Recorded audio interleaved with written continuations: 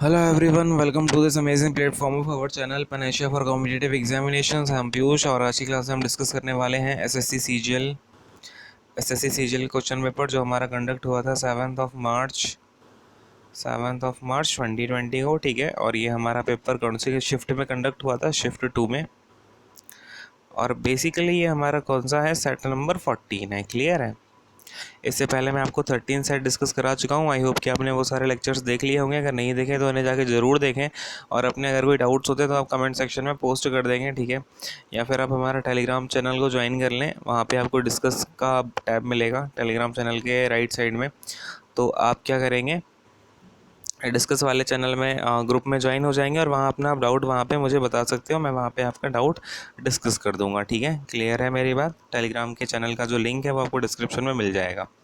खैर, अब अपने क्वेश्चंस की तरफ आते हैं। देखो, और मैं आपको यहाँ पे एक इन्फॉर्मेशन दे दूँ कि सबसे पहले आपको जैसे अगर बेसिक वगैरह आते हैं ना, बेसिक वगैरह बहुत ज़्यादा क्लियर हैं, तो आप क्या कर सकते हो, स्पीड आप 1.2x या फिर 1.5 टाइम्स कर सकते हो। ठीक है, आपको जो भी अंडरस्टैंडिंग बन पाए जितनी स्पीड में। और जिनको बेसिक नहीं आते हैं, जिनके बेसिक ज़्यादा क्लियर नहीं है या फिर उन्हें आराम आराम से चीज़ समझ में आती है, तो वो नॉर्मल स्पीड में ही रखना और मेरे वर्ड्स पे ज़्यादा ध्यान देना। क्या करेंगे? मेरे वर्ड्स पे ज़्यादा ध्यान देंगे। क्लियर है? तो अपना लेक्चर शुरू करते हैं फटाफट से। अब हमारे पास फर्स्ट क्वेश्चन में क्या है, if the radius of a circle is decreased by 11%, ठीक है, then the total decrease in the area of circle. तो सबसे पहले देखो, एरिया ऑफ सर्कल क्या होता है? पाई आर स्क्वायर होता है, यानी कि रेडियस के स्क्वायर के ऊपर ये डिपेंडेंट है एरिया इसका सर्कल का, है ना? रेडियस के स्क्वायर के डिपेंडेंट ही तो है। तो कभी भी अगर स्क्वायर के डिपेंडेंट होता है और अगर हम रेडियस में कुछ चेंज कर रहे हैं, तो वो आपका सक्सेसिव चेंज निकल के आएगा एरिया के ऊपर। तो देखो, सक्सेसिव चेंज लगाते हैं एरिया में, तो कैसा चेंज बनेगा सक्सेसिव में? आपका रेडियस अपनी डिक्रीज़ हो रही है 11 से, तो ये माइनस का 11, फिर से एक बार माइनस का 11, क्योंकि डिक्रीज़ हो रही है। और माइनस 11 ये माइनस माइनस क्या हो जाएगा? प्लस हो जाएगा। ठीक है, सबको सक्सेसिव वाली चीज़ तो समझ में आती ही होगी। अब ये 11 इंटू 11 और अपॉन में 100, ठीक है, तो ये क्या हो जाएगा? माइनस का 22 प्लस का, और ये हो जाएगा अपना 121 अपॉन का 100, यानी कि 1 पॉइंट का 21। क्लियर है? तो अब इसे हम बोल सकते हैं 20.79, है ना? लेकिन ये किसका हो जाएगा? माइनस का 20.79, यानी कि जो हमारा एरिया है वो क्या होगा? डिक्रीज़ होगा, क्योंकि माइनस साइन का मतलब होता है डिक्रीज़ हो रहा है।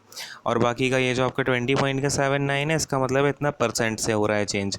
तो आपका ये चेंज है डिक्रीज़ होने का, और ये आपका 20.79% से डिक्रीज़ हो रहा है। तो आपका कौन सा हो जाएगा? ऑप्शन नंबर 1 आपका राइट आंसर हो जाएगा। ठीक है, क्लियर है? बात समझ में आ गई? हाँ कि नहीं? फटाफट से अगर नहीं आई है तो कमेंट सेक्शन में बता देना मुझे। ठीक, चलो। अब ये देखो, हर क्वेश्चन के साथ मैंने आपको हर क्वेश्चन के नीचे आपको बड़ी इनोवेटिव तरीके से उसके सॉल्यूशन की पीडीएफ प्रोवाइड कर दी जाएगी। लेकिन कब? तो कुछ टाइम के बाद कर दी जाएगी, कुछ दिन के बाद में। तो आपको तब तक क्या करना है, आराम से अपने पास में पेन और कॉपी लेके बैठें। कोई क्वेश्चन नहीं आ रहा है तो उसे आप अपनी कॉपी में नोट डाउन करते जाएंगे, समझते जाएंगे चीज़ों को। और मैं जहाँ पे स्टार मार्क करके कोई थ्योरम बताता हूँ या कोई चीज़ बताता हूँ, तो उसे आप ज़रूर नोट कर लेना। ठीक है, अगर आपको आती है तो बढ़िया है, नहीं आती है तो नोट कर लेना। ठीक, चलो क्वेश्चन नंबर मैं 2 की तरफ मूव ऑन करता हूँ फटाफट से। देखो भाई, क्वेश्चन नंबर 2 में अपने पास क्या है, if 7 divided a positive integer n, the remainder is 2। ठीक है, which of the following numbers gives a remainder of 0 when divided by 7। ठीक है, तो एक लेट से पॉजिटिव इंटीजर है हमारा n।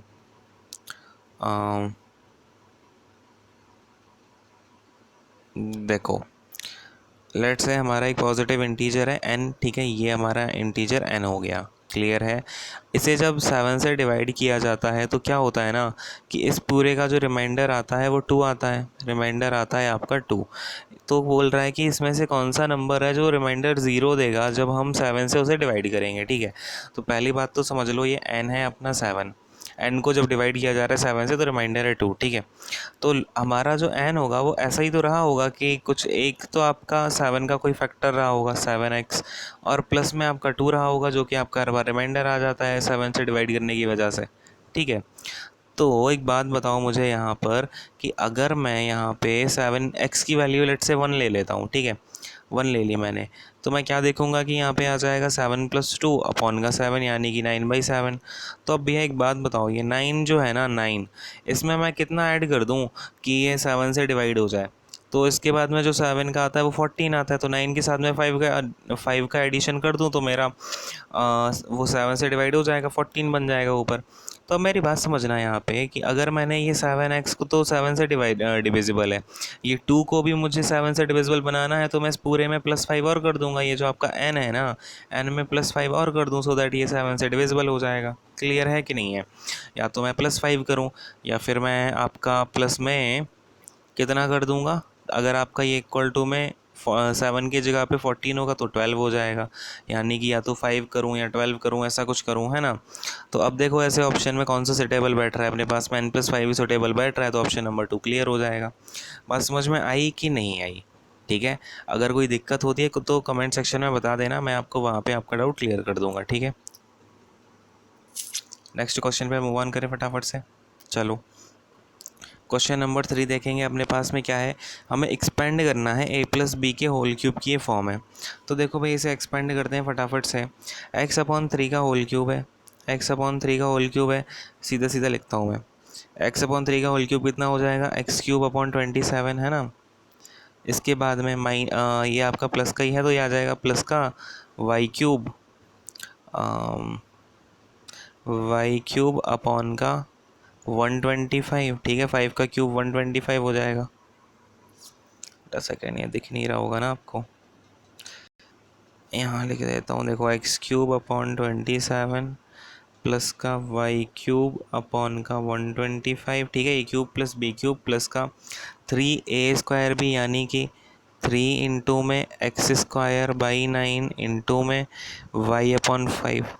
क्लियर है, प्लस का 3ab² यानी कि 3 इंटू में x/3, ये आपका इंटू का साइन है, 3 इंटू में x/3 इंटू में y²/25, इसका होल स्क्वायर कर दिया y/5 का। तो अब देखो ये 3 से 9 चला जाएगा 3 टाइम्स, ठीक है, और आपका 3 से यहाँ पे 3 कैंसिल हो जाएगा, तो ये कितना बचेगा, हमसे क्या पूछा जा रहा, हमसे ये पूछा गया, देखो x³ प्लस का y³ का 125। ठीक है, तो ये तो देख लो किस में आ रहा है, इसमें भी आ रहा है, इसमें भी आ रहा है, इसमें भी आ रहा है, इसमें भी आ रहा है। ठीक है, अब दूसरी चीज़, अपना ये वाला टर्म कितना आ जाएगा, x² y/15, ये वाला टर्म आ जाएगा x² y/15, और ये वाला टर्म निकल के आ जाएगा प्लस का xy² का कितना 25। ठीक है, तो देख लो भाई xy² का 25 यहाँ पे ये है, x² y/15 ये है, बाकी सब में तो और कहीं दिख नहीं रहा है, तो अपना ये पूरा टर्म क्लियर हो गया, अपना ऑप्शन नंबर 2 राइट आंसर हो जाएगा। समझ में आ गया कि नहीं आ गया? बस आपको a+b का छोटा सा फॉर्मूला खोलना था। ठीक है, सबको आता है कि नहीं आता है, कमेंट करके बताएं। ठीक है, चलो क्वेश्चन नंबर 4 पे आते हैं फटाफट है। अब देखो क्वेश्चन नंबर 4 में हमें क्या दे रखा है, ध्यान से समझना कि एक कॉन्ट्रैक्ट है, ठीक है, जो कि फिनिश होना था 75 डेज़ में।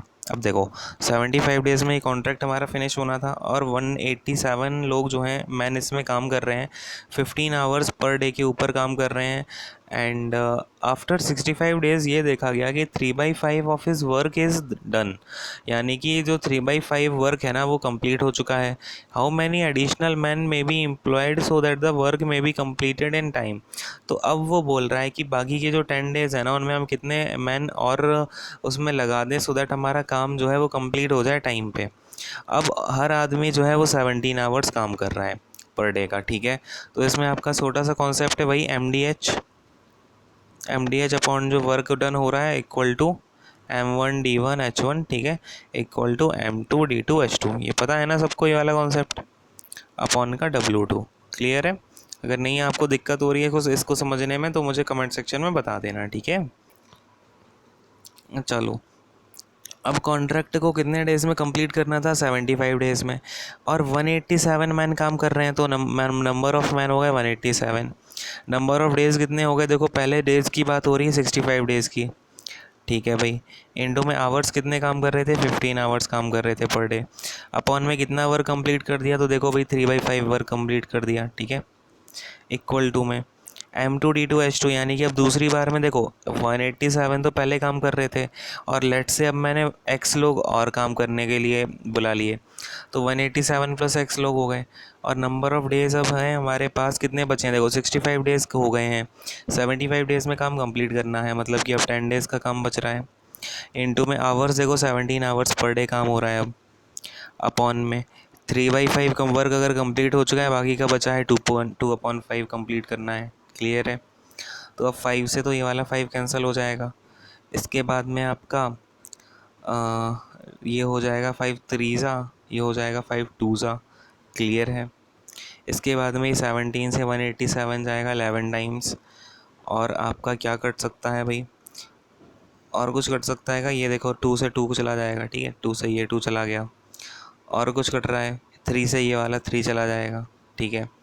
और कुछ, तो बस ये आ जाएगा आपका 187 plus x, 187 plus x equal to में 11 इंटू में 65 कितना हो जाता है पता है क्या? 11 इंटू 65 हो जाएगा आपका 715, ठीक है। कितना हो जाएगा? 715, ये है ना 65 इंटू 11, ये हो जाएगा आपका 715। तो एक्स कितना निकल के आएगा? एक्स आपका निकल के आएगा 715 माइनस का 187 इक्वल टू में कितना आ जाएगा ये? 15 में से 7 जाएगा, 8 आएगा, और आपका 2, और यहाँ पे बचेगा 5, ठीक है। तो 528 आपको और लोग एम्प्लॉय करने पड़ेंगे, सो दैट आपका काम बाकी के बचे 10 दिन में वो कंप्लीट हो जाए, 10 डेज़ में आपका काम कंप्लीट हो जाए रेस्ट। तो इसका कौन सा ऑप्शन हो जाएगा आपका? ऑप्शन नंबर 3 इसका राइट आंसर हो जाएगा। क्लियर है? नेक्स्ट क्वेश्चन पे मूव ऑन करें फटाफट से। चलो क्वेश्चन नंबर 5 पे आते हैं। अब देखो क्वेश्चन नंबर 5 में हमें क्या दे रखा है कि a square plus b square plus c square 300 है, a b plus b c plus c a 50 है। तो हमारी a plus b plus c की वैल्यू क्या हो सकती है? तो ध्यान से समझना, इसमें छोटा सा आपका फॉर्मूला यूज़ हुआ है कि ए प्लस बी प्लस सी का जो होल स्क्वायर होता है क्या होता है, फटाफट से बोलेंगे जहाँ भी बैठे हुए हैं, ठीक है। ऐसा नहीं है कि आप बस भागवत से सुनते हो, आपको मेरे साथ क्या करना है, इंटरेक्ट करना है, ठीक है। लेक्चर में मैं कभी भी बोलता हूँ हाँ बोलो, हाँ तो आपको बैठ के हाँ बोलना है, ना बोलना है, जो भी आपका आंसर है कमेंट कर देना, ठीक है। अब देखो a plus b plus c का होल स्क्वायर कितना हो जाता है? A square plus b square plus c square, ये आपका स्क्वायर है, ठीक है, प्लस का 2, फिर आपका ब्रैकेट में a b plus b c plus c a, ठीक है। ये आपका होता है फॉर्मूला। तो अब देखो भाई, अपने पास में ए प्लस बी प्लस सी की वैल्यू निकालनी है, तो ये तो ए प्लस बी प्लस सी का स्क्वायर एज इट इज़ हो जाएगा, प्लस बी प्लस सी का होल स्क्वायर। अब देखो इक्वल टू में a square plus b square plus c square की वैल्यू में कितनी पता है? 300 पता है, तो 300 लिख दो।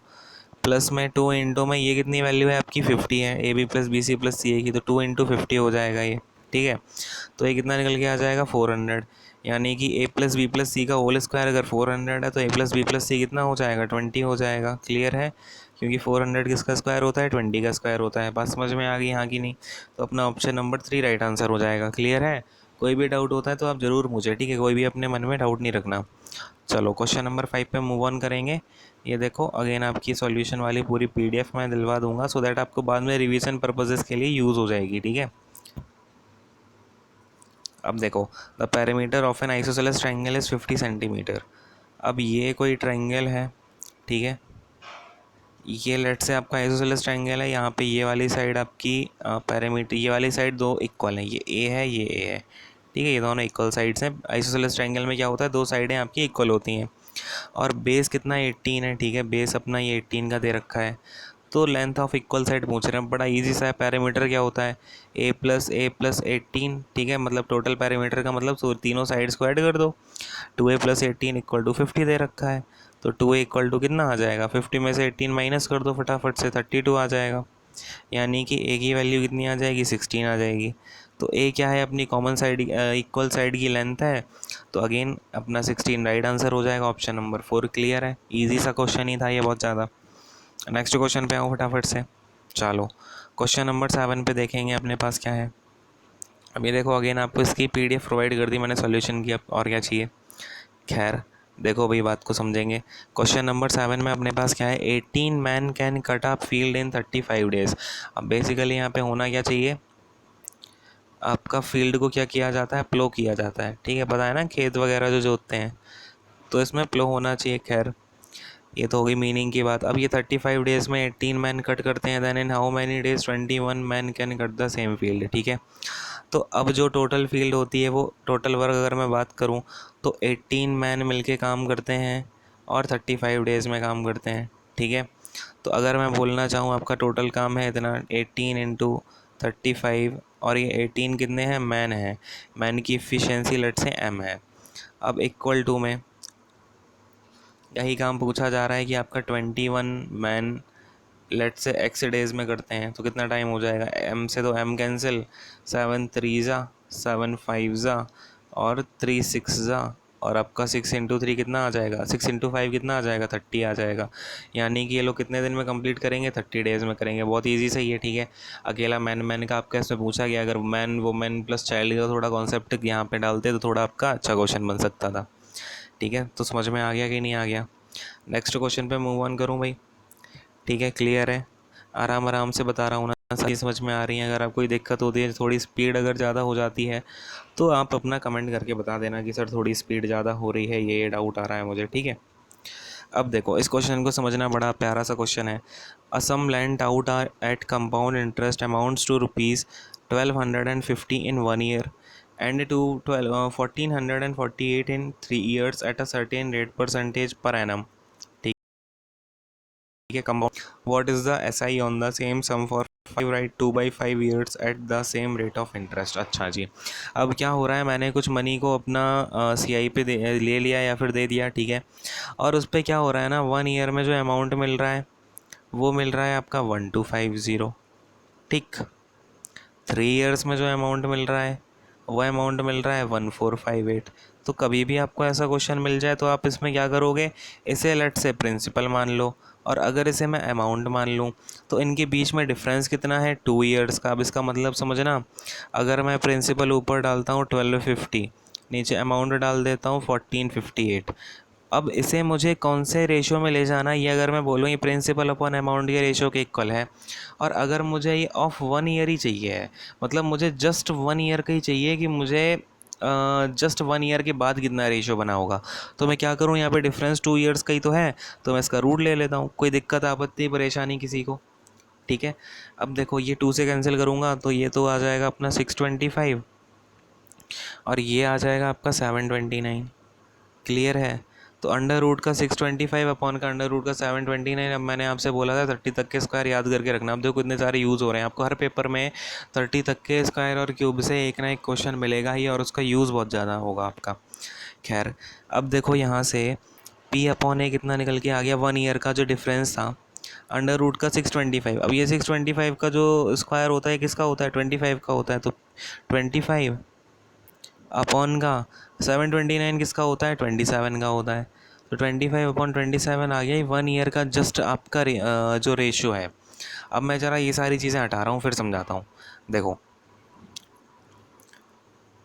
ये आपका प्रिंसिपल अपॉन अमाउंट का रेशियो आ गया 25 अपॉन 27।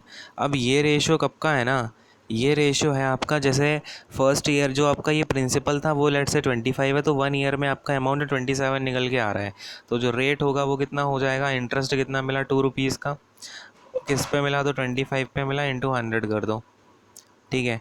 तो 25 4 जा, और 4 इंटू 2 आ जाएगा आपका 8% आपका रेट निकल के आ जाएगा। क्लियर है। चलो अब देखो, अब हमें रेट पता चल गया 8% का। अब मेरी बात समझना यहाँ पर ध्यान से, बिल्कुल ध्यान से सुनते जाएंगे।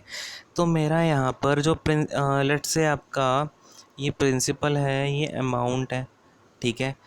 और अमाउंट अगर आपको, ये प्रिंसिपल है, ये अमाउंट है, और आपका अमाउंट कितना मिल रहा है, 1250 मिल रहा है, कितना, 1 ईयर के बाद, ठीक है।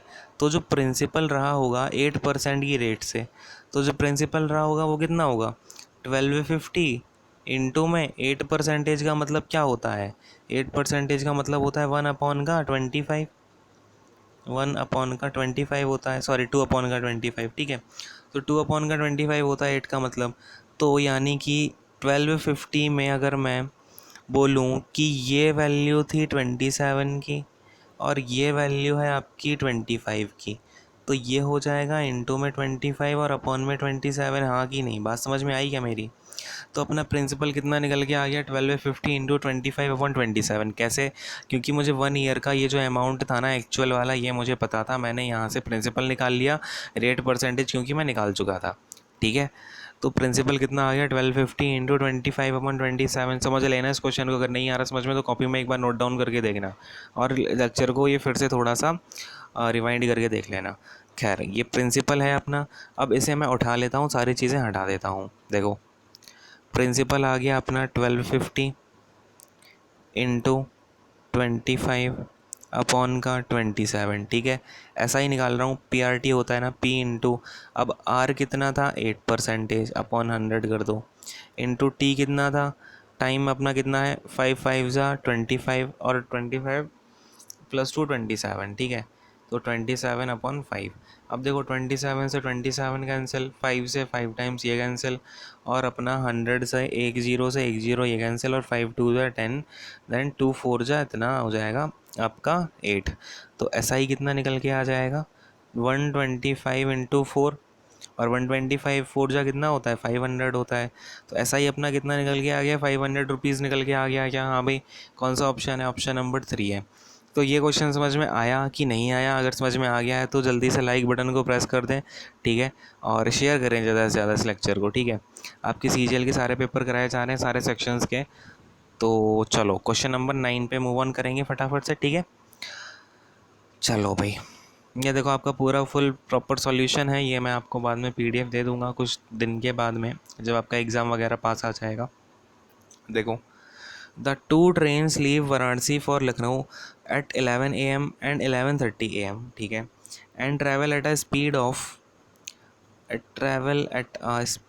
Second, okay, travel at a speed of 110 kilometre per hour, then how many kilometre from Varanasi. अच्छे, देखो अब इसमें क्या हो रहा है ना कि लेट से आपका ये है वाराणसी है, ये दिल्ली है। वाराणसी से दिल्ली के लिए ट्रेन चलती हैं, ठीक है, एक आपकी A ट्रेन है, एक आपकी B ट्रेन है, ऐसा मान लो। एक ट्रेन तो आपकी A वाली चल गई 11 AM पर, 11 AM पर चल दी, ठीक है। दूसरी वाली ट्रेन चली आपकी 11:30 AM पर, 30 मिनट्स के बाद, और इसकी जो स्पीड है वो 110 किलोमीटर पर आवर है, इसकी स्पीड आपकी 140 किलोमीटर पर आवर है। ठीक है, तो ये क्वेश्चन मैं आपको पिछले पेपर में ही करा चुका हूँ। कौन से वाले में? जो 13 वाला सेट था अपना। खैर देखो, अब इसमें हो क्या रहा है, अगर जिन्होंने किया है ना पिछला वाला, तो इसको आप खुद से करेंगे पॉज करके। अगर जिन्होंने नहीं किया तो प्लीज़ जाके आप सारे लेक्चर स्टार्टिंग से देखें, क्योंकि आपके पता फिर आपको तभी चलेगा कि ऐसे ऐसे क्वेश्चन रिपीट हो रहे हैं। खैर, अब देखो 11 AM पे स्टार्ट हुई ये ट्रेन। तो अब एक बात समझना, अगर मैं 11:30 की बात करूँ तो 11:30 पे क्या होगा, A वाली ट्रेन, दूसरा कलर ले लेता हूँ, ये देखो, A वाली ट्रेन यहाँ कहीं पहुँच गई होगी, और ये वाली जो B वाली ट्रेन है वो स्टार्ट हो रही होगी कहाँ पे, 11:30 AM की अगर मैं बात करता हूँ। तो देखो 30 मिनट्स में जो A वाली ट्रेन है उसने कितनी डिस्टेंस कवर कर ली होगी? A वाली ने 30 मिनट्स में कितनी डिस्टेंस कवर कर ली होगी? 110 किलोमीटर पर आवर कर रही है, तो हाफ आवर में कितनी करेगी? 55 किलोमीटर। ठीक है, तो डिस्टेंस बिटवीन जो A एंड B हो गई है आपकी 11:30 AM पे, वो 55 किलोमीटर हो गई कि नहीं हो गई? क्या है ये? डिस्टेंस है, distance between A and B हो गई। तो 55 किलोमीटर यदि आपकी डिस्टेंस हो जाती है दोनों के बीच की, तो एक बात समझना, अब 11:30 AM पे अगर मैं बात करूं, ये दोनों ट्रेन सेम डायरेक्शन में जा रही हैं, तो रिलेटिव स्पीड की अगर मैं बात करता हूं, तो रिलेटिव स्पीड कितनी हो जाएगी? इससे मैं माइनस कर दूंगा ऐसे, यानी कि 30 किलोमीटर पर आवर आपकी रिलेटिव स्पीड हो जाएगी। क्लियर है कि नहीं है? बात समझ में आ रही है मेरी यहाँ तक? तो अब देखो, अब ये तो हो गई अपनी, क्या हो गई है, ये इतने टाइम में कवर कर लेगी, ये टाइम हो गया। टाइम A और B जब मिलेंगे, टाइम ऑफ मीटिंग कर लो या फिर कुछ भी कर लो, टाइम A और B जब मिलेंगे तो आपका इतना होगा। ये क्या है? 30, क्या है आपका? 30 है किलोमीटर पर आवर, तो ये आपका टाइम निकल के आ जाएगा। ठीक है, डिस्टेंस अपॉन स्पीड किया है। तो अब एक बात समझना, हमसे पूछा क्या है, how many kilometres from Varanasi will both trains meet. तो टाइम इतना है और हमें डिस्टेंस कितनी कवर करनी है? हाँ भाई, डिस्टेंस कितनी कवर करनी है? फटाफट से बोलेंगे सारे के सारे। अब देखो, यहाँ पे अपने पास पता है कि अगर मैं बात करूँ A वाले की, या फिर पहले B वाले की बात करता हूँ, 11:30 AM की बात हो रही है। 11:30 पे B अपनी स्टार्ट जस्ट हुई है, ठीक है। तो इसकी स्पीड कितनी है 140 है, और अगर ये इतना टाइम लेती है तो ये कहाँ तक पहुँच जाएगी, कितने किलोमीटर कवर कर चुकी होगी। तो 140 का आप इंटू कर देंगे और देखेंगे ये 0 से 0 कैंसिल हो जाएगा।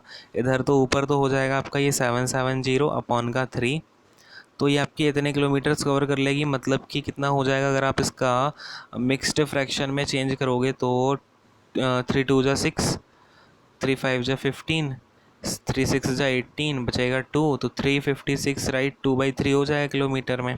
ठीक है, ये आपकी डिस्टेंस है। तो अपना कौन सा ऑप्शन है, ऑप्शन नंबर 4 है। अब ये तो मैंने आपको बताया कि यहाँ पे बी की वजह से कैसे निकलेगी। अगर मैं यहीं पे ए की बात करूँ तो मेरी बात समझना, 11:30 पे ए ऑलरेडी कुछ डिस्टेंस कवर कर चुका है, कितनी 55 किलोमीटर। तो ए में आपको क्या पंगा रहेगा ना, मैंने ए क्यों नहीं लिया, देखो ए में आपका ये पंगा रहेगा कि अगर आप ए का अगर टाइम इतना ले लोगे, ठीक है, इनटू में आप ए की स्पीड से लेट से 110 से आप यहाँ पे मल्टीप्लाई करते हो। अब मैं समझा रहा हूँ, चीज़ों को समझना। तो यहाँ पे जो भी डिस्टेंस निकल के आएगी ना, वो तो वो वाली डिस्टेंस है, वो जो 11:30 यहाँ पे जो ए आ गया था उसके आगे की जो भी डिस्टेंस कवर करेगा। लेकिन अगर मैं पीछे की, अगर मुझे टोटल डिस्टेंस चाहिए कितनी कवर करी है इन दोनों ने, मतलब कितनी कवर करके आए हैं, कितनी देर बाद मिल रहे, कितनी डिस्टेंस के बाद मिल रहे हैं, तो मुझे उसमें अपना 55 किलोमीटर भी तो ऐड करना पड़ेगा, जो ये पहले ही ऑलरेडी कवर कर चुका है 11 AM से चल के। ठीक है, बात समझ गए। तो इसलिए मेरे लिए बेटर होगा कि मैं बी से डायरेक्ट निकालूं, इसलिए मैंने बी का यूज़ किया है। बात क्लियर हुई या नहीं, कोई भी डाउट हो कमेंट सेक्शन में बता देना। ठीक है, क्वेश्चन नंबर नेक्स्ट में मूव ऑन कर जाऊँ। ठीक है भाई, सबको सारे लोग ओके हैं, चलो क्वेश्चन नंबर 10 पे आते हैं। अब ये देखो 10 में अपने पास क्या है, कलर चेंज कर लेता हूँ एक बार। अब देखो अपने पास में इसको सिंप्लीफाई करना है, तो देखो फटाफट से ये कितना हो जाएगा, 9/8 हो जाएगा, 1 राइट 1/8। अब ये डिवाइडेड बाई है, और ये हो जाएगा अपना कितना 17/4, 4 राइट 1/4 कितना हो जाएगा 17/4 हो जाएगा। ठीक है, और फिर ये हो जाएगा इंटू में अगर देखो ये मैं क्या कर रहा हूँ, डिवाइड की जगह सीधा इंटू लिख रहा हूँ, और ये ऑफ को मैं पहले सॉल्व कर चुका हूँ। कैसे, तो देखो ऊपर तो आ जाएगा 5 2 जा 10, ठीक है, न्यूमरेटर हो जाएगा उल्टा, डिनोमिनेटर हो जाएगा उल्टा, और ये कितना आएगा 8 2 जा 16, 17, 17 × 3 हो जाएगा, ये हो जाएगा अपना 17 × 3। ठीक है, क्लियर है। तो ये तो हो गया आपके ब्रैकेट के अंदर की बात। अब है अपने पास माइनस का। अब देखो मैं अगर आपसे बात करना चाहूँ, पहले इतने को ही सॉल्व कर लेता हूँ फटाफट से। 17 से 17 कैंसिल, 2 से 2 टाइम्स कैंसिल, 2 से 5 टाइम्स कैंसिल, तो कितना हो गया, ये 5/6 हो गया कि नहीं हो गया, यानी कि 9/8 डिवाइडेड बाई है, उल्टा कर देंगे तो 3 2 जा 6 नीचे है, ऊपर आ जाएगा, और नीचे हो जाएगा आपका कितना 5, तो जाएगा ये 2 4 जा 2 3 जा, यानी कि ऊपर कितना आ जाएगा आपका 27, और नीचे आ जाएगा 10, 27/20, 5 4 जा 20 होता है ना, तो 27/20 आ गया इतने पूरे की वैल्यू। ठीक है, अब देखो इतने की वैल्यू मैंने कितनी निकाल ली, 27/20 निकाल ली, क्लियर है। इसके बाद में माइनस का है कितना 2/5, माइनस का 2/5 इंटू में ये कितना हो जाएगा 4/3 हो जाएगा, क्लियर है। और आपका ये कितना हो जाएगा 4/3, तो डिवाइडेड बाई है फिर। अब इसका ऑफ करके देखो कितना हो जाएगा, ये 4/5 इंटू में 3 1 जा 3, और 3 + 2 5, 5 4 जा हो जाएगा 20, और नीचे आ जाएगा 15, क्लियर है। तो 5 से जाएगा 3 टाइम्स, 5 से जाएगा 4 टाइम्स, क्लियर। अब देखो चलो आगे बढ़ जाऊँ भाई, यहाँ पे समझ में आ गया ना सबको। अब ये क्या है, प्लस में हो जाएगा 11/20, क्लियर है। हाँ कहाँ की नहीं, हाँ भाई। अब देखो ये कितना है 27/20 माइनस का 8/15, 8/15। अब एक बात समझना, इसके नीचे डिवाइडेड बाई है ना। अब मैं आपको एक चीज़ क्लियर करता हूँ, देखो ये 4/3 से डिवाइडेड है, तो 4/3 से डिवाइड करोगे ये तो कैंसिल हो जाएगा, क्लियर है। बचेगा कितना 2/5, तो इसे मैं सीधा 2/5 लिख देता हूँ, प्लस में हो जाएगा 11/20, क्लियर है। अब इसे भी 11/20 बना लो ना, इसे भी नीचे अपॉन में 20 बना लो, इंटू 4 कर दो, ऊपर इंटू 4 कर दो, क्लियर है। तो अब देखो ये कितना हो जाएगा 27, ये 27 है, नहीं तो कुछ लोग 271 समझ लो इसे। ऊपर देखो 27 एलसीएम ले लिया मैंने, ये 4 2 जा -8 हो जाएगा, और प्लस में कितना है 11 है, क्लियर है। नीचे कितना है 20 अपना एलसीएम आ जाएगा। अब देखो 27 + 11 38, 38 में से 8 माइनस कर दो, कितना आ जाएगा 30, तो ये हो जाएगा 30/20। अब 30/20 को क्या लिख सकता हूँ 3/2, यानी कि ये 1 राइट 1/2 लिख सकता हूँ इसको मिक्स्ड फ्रैक्शन में। तो 1 राइट 1/2 अपना आंसर हो जाएगा। कौन सा ऑप्शन है? ऑप्शन नंबर 1 अपना राइट आंसर हो जाएगा। समझ में आ गया कि नहीं आ गया? हाँ भाई, तो हम फटाफट से नेक्स्ट क्वेश्चन पे अब आ जाएँ। समझ में आया है तो हाँ बोलेंगे, नहीं आया है तो ना बोलेंगे। क्लियर है? नेक्स्ट क्वेश्चन पे आ रहा हूँ, ठीक है। और देखो ये जो जैसे लॉकडाउन का टाइम चल रहा है, तो आप इसमें ना अपने टाइम को यूज़ करो। ऐसा नहीं है कि आप क्या कर रहे हैं कुछ बच्चे यहाँ पे कि अपना आराम से बैठ गए, ठीक है, बैठ के अपना थोड़ा सा आप पढ़ाई पे ध्यान ध्यान दे के इधर उधर की चीज़ों में ध्यान दे रहे हो। तो इससे ज़्यादा बढ़िया है कि आप अपना थोड़ा टाइम फैमिली के साथ भी स्पेंड करो। ऐसा नहीं है कि फैमिली के साथ कुछ ना करो, लेकिन उसके साथ साथ आप पढ़ना अपना कंटिन्यू रखो। ये नहीं कि आपने बिल्कुल पढ़ना छोड़ दिया तो बाद में बड़ी दिक्कत हो जाएगी अगर आपने अभी पढ़ना छोड़ दिया, ठीक है।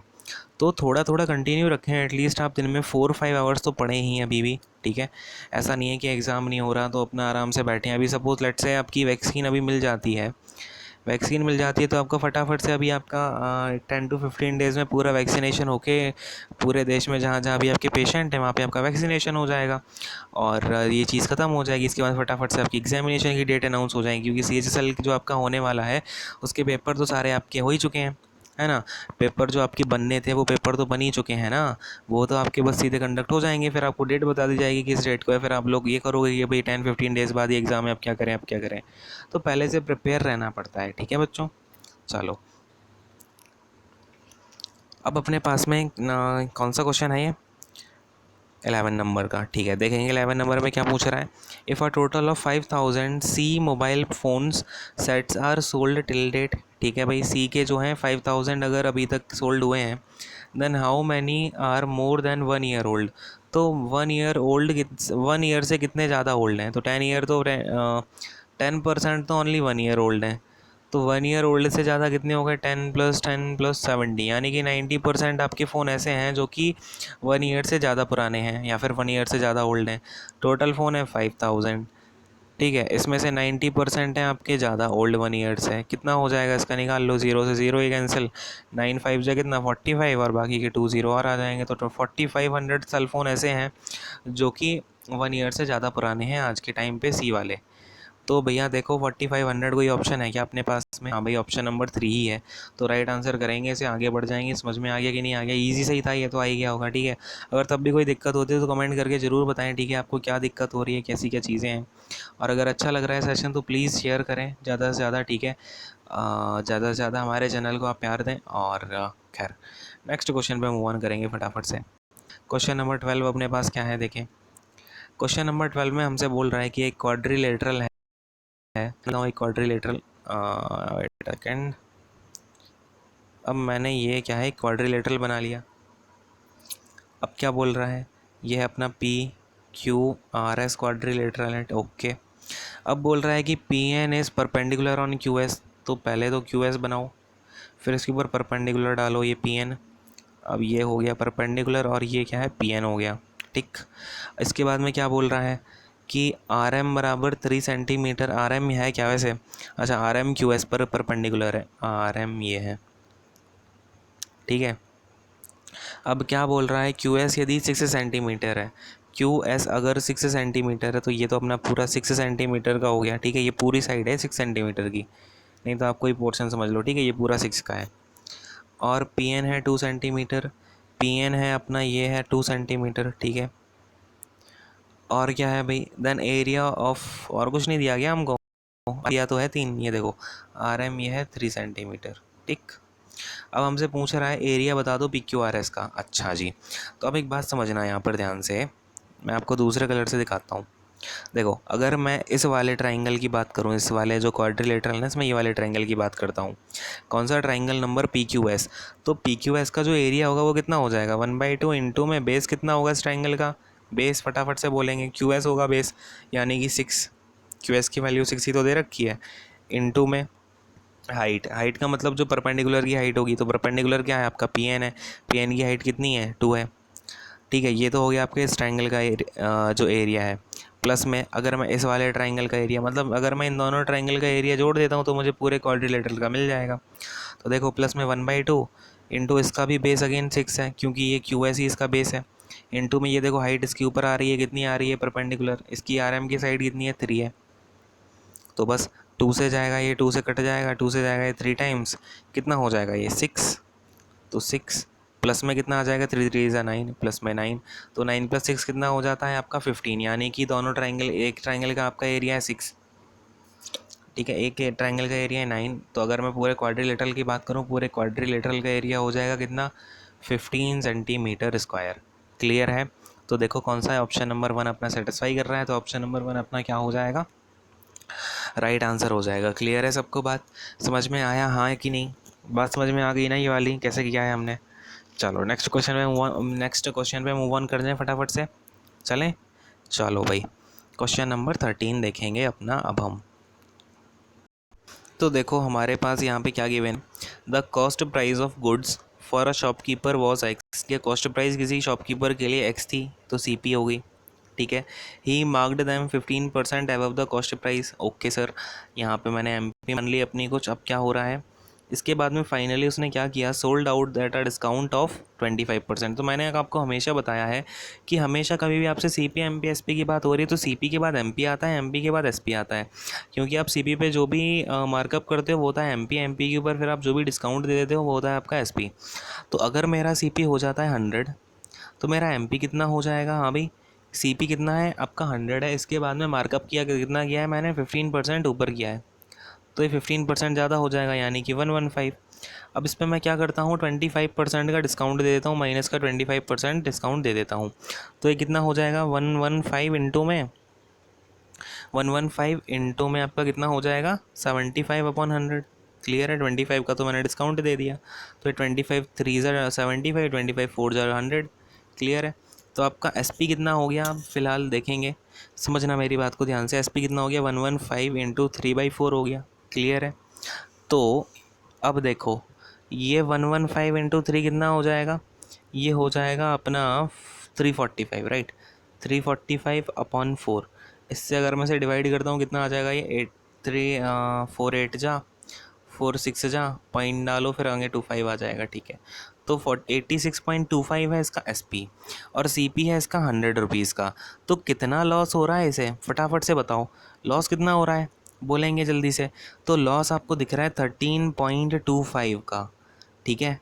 अब आपको पता है अगर 100 मैंने रिस्पेक्ट में लिया है, 100 के रिस्पेक्ट में, तो यही आपका परसेंटेज में होता है। नहीं है भरोसा तो एक बार करके देख लो। ये आपका लॉस है, अपॉन में सी पी डालो, इंटू 100 कर दो, लॉस परसेंटेज मिल जाएगा। 100 से 100 कैंसिल, तो 13.25 ही आपका लॉस परसेंटेज निकल के आ जाएगा। क्लियर है, समझ में आया कि नहीं आया, क्लियर हो गई मेरी बात, मैंने कैसे समझाया है आपको, ठीक है। नेक्स्ट क्वेश्चन पे आ जाऊँ क्या, हाँ भाई यहाँ तक बातें क्लियर हुई कि नहीं हुई, यहाँ पे आप फटाफट से मुझे कमेंट करके बताएंगे हाँ भाई सर क्लियर है कि नहीं है, हाँ हाँ या फिर ना ना, ठीक है। चलो खैर अभी हम यहाँ पे क्या करेंगे, वेट करते हैं, देन क्या होगा हम पार्ट 2 में अपने नेक्स्ट क्वेश्चंस को डिस्कस करेंगे। यहाँ पे हमारा पार्ट 1 कंप्लीट होता है, आपको कुछ आवर्स के बाद में पार्ट 2 भी मिल जाएगा, तो आप उसे देख के आराम से अपना समझते जाएंगे। हम क्या करेंगे, छोटे छोटे सेक्शन, छोटे छोटे पार्ट्स रखते हैं, उससे क्या होगा आपको आराम से आप समझ भी सकते हो, तब तक आप ये वाला समझो, फिर आपको पार्ट 2 भी मिल जाएगा, ठीक है, आराम से। तो पढ़ते रहें बच्चों, और एसएससी के ऊपर अगर आप सीएचएसएल के कैंडिडेट हैं तो इन सारे क्वेश्चन पेपर्स को बहुत ही आराम से और समझ समझ के करेंगे। इसके बाद में आपको इंग्लिश के पेपर्स भी प्रोवाइड कर दिए जाएंगे, इंग्लिश के कुछ सेक्शंस आपके कुछ पेपर्स हो चुके हैं, बाकी के पेपर्स के भी सॉल्यूशंस आपको प्रोवाइड किए जाएंगे, स्पेशल वोकैब सेशन भी आएगा आपका, ठीक है। और जीके के आपके लिए कंपाइल किए जा रहे हैं, तो जीके के भी आपके लिए अलग से आपको आ जाएगा सेक्शन वाइज, तो ये भी आपको डिस्कस करा दिया जाएगा, पॉलिटी के अलग, हिस्ट्री के अलग, ऐसे आपको ये सेक्शन वाइज डिस्कस करा दिया जाएगा। क्लियर है। तो मैं यहीं पे अपना रैपअप करता हूँ सेशन को। आई होप कि आपको समझ में आया होगा। सारे हेल्दी रहना और कोविड-19 से अपने आप को सेफ रखना, अपनी फैमिली को सेफ रखना, थोड़ा टाइम अपनी फैमिली के साथ में स्पेंड करो और अपने मम्मी पापा का ध्यान रखो, ठीक है। Okay then guys, here I wrap up and God bless you all, take care, bye bye.